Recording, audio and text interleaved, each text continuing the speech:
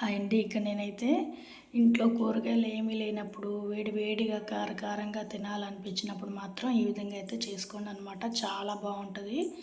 నేనైతే కుక్కర్లో అయితే ఆయిల్ వేసేసుకున్నాను. ఆయిల్లో వచ్చేసి కొద్దిగా చెక్క, సాజీరా, 2 యాలకులు అయితే వేసేసుకున్నాను అనమాట. అలాగే పచ్చిమిర్చి అయితే ఒక 15 దాకా తీసుకున్నాను. పచ్చిమిర్చి 15 దాకా తీసుకున్నాను. అలాగే 2 చిన్న ఉల్లిపాయలు అయితే తీసుకున్నాను అనమాట. అలాగే క్యారెట్ అయితే ఒకటి తీసుకొని కట్ చేసి అయితే వేసేసుకున్నాను ఇందులో.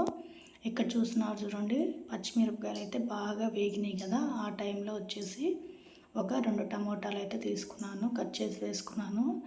పుదీనా కూడా కొద్దిగా తీసుకున్నాను అనమాట. ఒక పిడికెడు అయితే పుదీనా అయితే తీసుకొని శుభ్రంగా కడిగి అందులోనే వేసేసుకుంటున్నాను.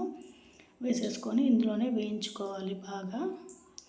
సింపుల్గా చేసుకోవచ్చు అన్నమాట. టేస్ట్గా ఉంటుంది, చాలా స్పైసీగా బాగుంటుంది అన్నమాట. నోటికి బాగా అనిపిస్తుంది. అలాగే 2 టీ స్పూన్లు అల్లం వెల్లుల్లి paste, 1 teaspoon garam masala అయితే వేసేసి కలుపుకుంటున్నాను.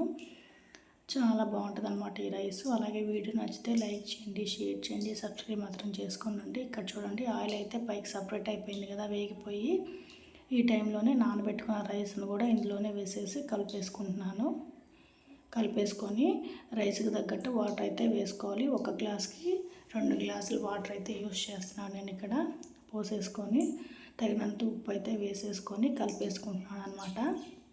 కలిపేసుకొని విజిల్ అయితే పెట్టుకున్నాను. ఒక 2 విజిల్స్ వస్తే సరిపోయిద్ది.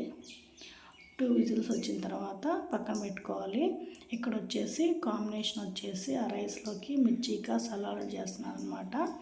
ఇది చాలా బాగుంటుంది అన్నమాట. కూరగాయలు ఏమి అవసరం ఉండదు దీనికి చేసేసుకోవడమే.